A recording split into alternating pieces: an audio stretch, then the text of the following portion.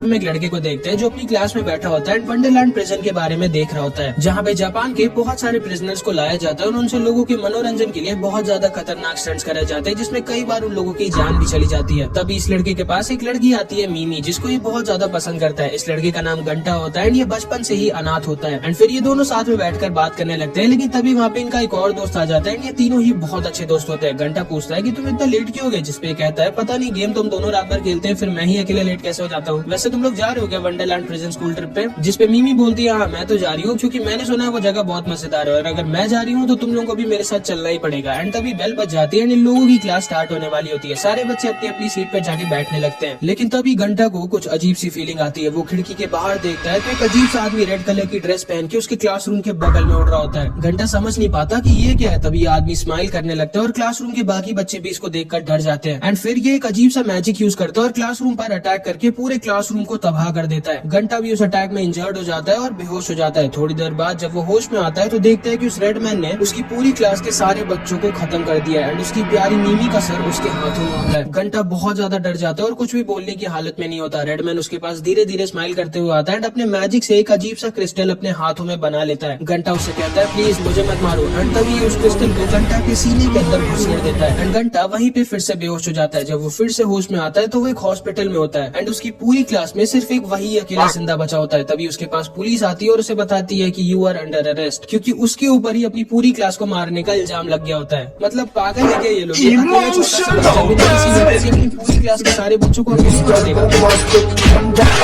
लेकिन पूरे जापान में भी ये न्यूज फैल जाती है कि एक 14 साल के बच्चे ने अपनी पूरी क्लास को मार दिया। घंटा समझ नहीं पा रहा होता कि ये सब क्यों हो रहा है उसके साथ एंड बहुत सारे ऑफिसर्स उसको कोर्ट लेके जा रहे होते हैं। तभी रास्ते में उसको एक आदमी मिलता है जिसका नाम प्रमोटर होता है एंड ये घंटा से कहता है कि तुम चिंता मत करो, मैं तुम्हारा वकील हूँ और मैं तुम्हें बचा लूंगा। जिसको सुन के घंटा बहुत ज्यादा खुश हो जाता है, लेकिन कोर्ट रूम में वो उसको धोखा दे देता है एंड घंटा को ही उल्टा फंसा देता है एंड कोर्ट घंटा को ही दोषी ठहरा देती है और उसे वंडरलैंड प्रिजन में मौत की सजा सुना देती है। घंटा अपना आपा खो देता है और पागलों की तरह चिल्ला चिल्ला कर बताने लगता है कि मैंने ऐसा नहीं किया है, तुम सब पागल हो क्या। एंड तभी वहाँ पे कुछ ऑफिसर्स उसको पकड़ लेते हैं और उसको मारने लगते हैं और तभी वहाँ पे मीमी के पापा भी उसको आकर मारने लगते हैं और उससे कहते हैं तुम्हें नर्क में भी जगह नहीं मिलेगी, तुम एक राक्षस हो। एंड घंटा उनकी बातों को सुनकर बहुत ज्यादा दुखी हो जाता है और हार मान लेता है। नेक्स्ट सीन में हम देखते हैं घंटा को पुलिस वाले वंडरलैंड प्रिजन में ला रहे होता है एंड ऊपर से एक लड़की ये सब देख रही होती है। घंटा वंडरलैंड प्रिजन के अंदर कुछ और क्रिमिनल्स के साथ आ जाता है। वहाँ पे इस प्रिजन की जेलर आती है जिसका नाम माकिना होता है एंड वो घंटा से कहती है कि मुझे यकीन नहीं होता कि तुम इतना घटिया काम कैसे कर सकते हो, तुम्हें खुद पर शर्म आनी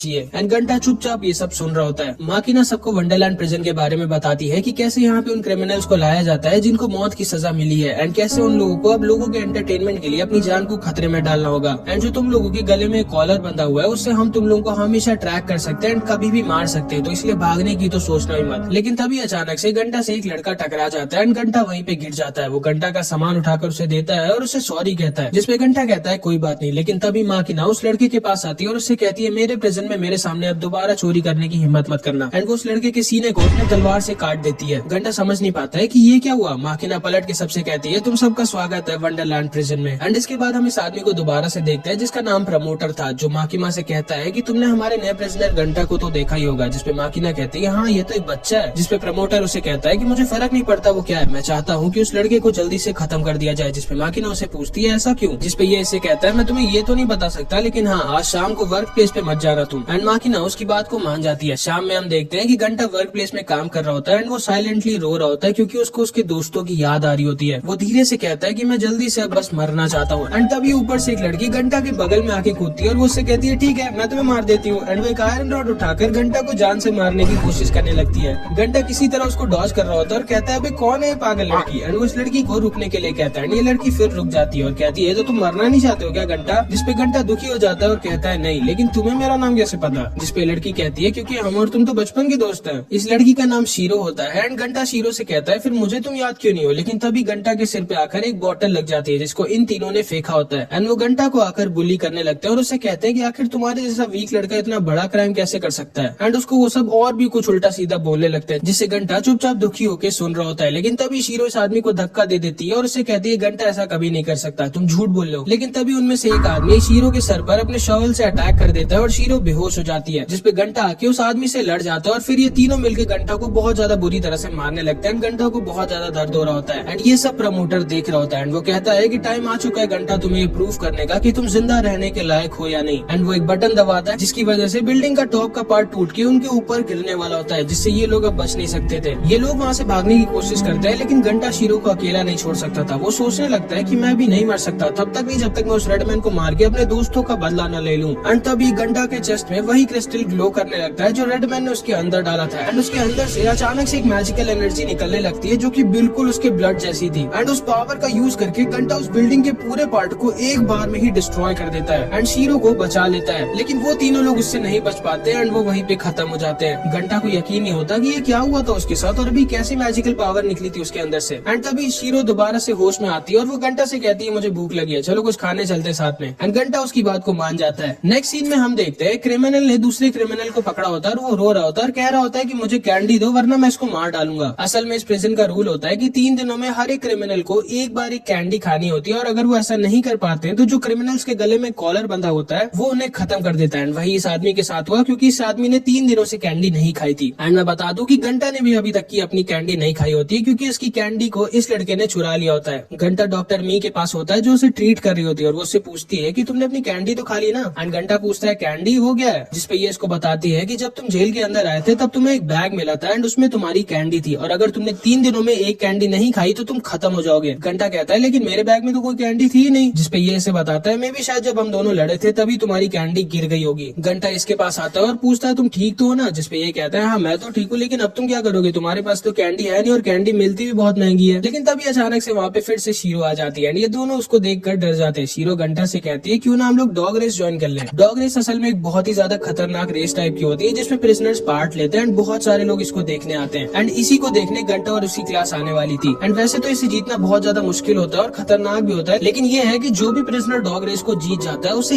1 लाख कैश पॉइंट्स मिलते हैं जिससे वो कोई भी बहुत सारी कैंडीज खरीद सकता है। एक तरह से समझ लो कि वंडरलैंड प्रिजन की करेंसी होती है कैश पॉइंट्स। वंडरलैंड प्रिजन में सब कुछ कैश पॉइंट से ही मिलता है, कोई चाहे तो अपनी फ्रीडम भी खरीद सकता है कैश पॉइंट से। एंड घंटा और शीरो दोनों ही उस रेस को ज्वाइन कर लेते हैं। वेटिंग रूम में यो भी उसे मिलता है जो उसको सपोर्ट करने आया होता है, लेकिन तभी वहाँ पे एक गुंडा अपने आदमियों के साथ आ जाता है जिसका नाम टोका होता है। एंड टोका का आदमी सबसे कहता है कि तुम सब लोग इस रेस में पार्ट ले रहे हो वो तो ठीक है लेकिन कोई भी टोका सर के आगे नहीं जाएगा। एंड टोका सर के अलावा जिसने भी इस रेस को जीता वो अपनी लाइफ हार जाएगा, तो सोच समझ के भागना तुम सब लोग। तभी टोका घंटा को देखता है और उससे कहता है तुम ही हो ना जिसने अपनी पूरी क्लास के सारे बच्चों को मारा था, तुम्हारी हिम्मत कैसे हुई मेरे को अपनी आंखों से देखने की। एंड वो लोग फिर से मिलकर घंटा को मारने लगते हैं। ये बेचारा इतना मार खा रहा है उस चीज के लिए जो इसने किया भी नहीं। लेकिन फिर से वहाँ पे शीरो आ जाती है और वो गलती से टोका के जूते पर पैर रख देती है जिसपे टोका शीरो को पंच मारने वाला होता है, लेकिन तभी वहाँ पे माकिना आ जाती है और उसे बचा लेती है। टोका वहाँ से जाना पड़ता है। इसके बाद हम देखते हैं कि डॉग रेस स्टार्ट हो जाती है एंड ये सच में बहुत खतरनाक होती है। बहुत सारे प्रिजनर्स एक एक करके मर रहे होते हैं एंड जो कोई भी उस रेस को छोड़ के बीच में भागने की कोशिश कर रहा होता है उसे सोल्जर्स वहीं पर खत्म कर दे रहे होते हैं। घंटा को अपनी आंखों पर यकीन नहीं हो रहा होता कि ये सब लीगल भी कैसे है और लोगों को ये सब देख के मजा भी कैसे आ रही है। चलो माना ये सब क्रिमिनल्स है लेकिन तुम सब तो इंसान हो। घंटा सोचता है कि अगर उसके साथ ये सब अभी ना हुआ होता तो वो मीमी के साथ बैठकर अभी ये सब देख रहा होता। तभी अचानक से घंटा को तीर लगने वाली होती है लेकिन शीरो उसे आकर बचा लेती है एंड वो पूरी रेस में घंटा के साथ रहती है और उसे कई बार बचाती है। एंड वो दोनों ही फाइनल राउंड में पहुंच जाते हैं एंड टोका भी अपने साथियों को ऐसा शील्ड यूज करके फाइनल राउंड में पहुंच जाता है। फाइनल राउंड में इन तीनों को एक बॉल दिखाई जाती है एंड जिसके पास भी ये बॉल लास्ट में रहेगी वो जीत जाएगा 1 लाख कैश पॉइंट्स। एंड ये गेम तब तक चलेगा जब तक बाकी के 2 लोग खत्म नहीं हो जाते। एंड जो स्टेज है उसके ब्लॉक एक एक करके नीचे गिरते रहेंगे एंड नीचे नुकीले कांटे होते हैं, मतलब जो भी नीचे गिरा वो गया। घंटा किसी तरह उस बॉल को पकड़ लेता है एंड टोका पूरी जान लगा के घंटा का पीछा कर रहा होता है एंड लास्ट में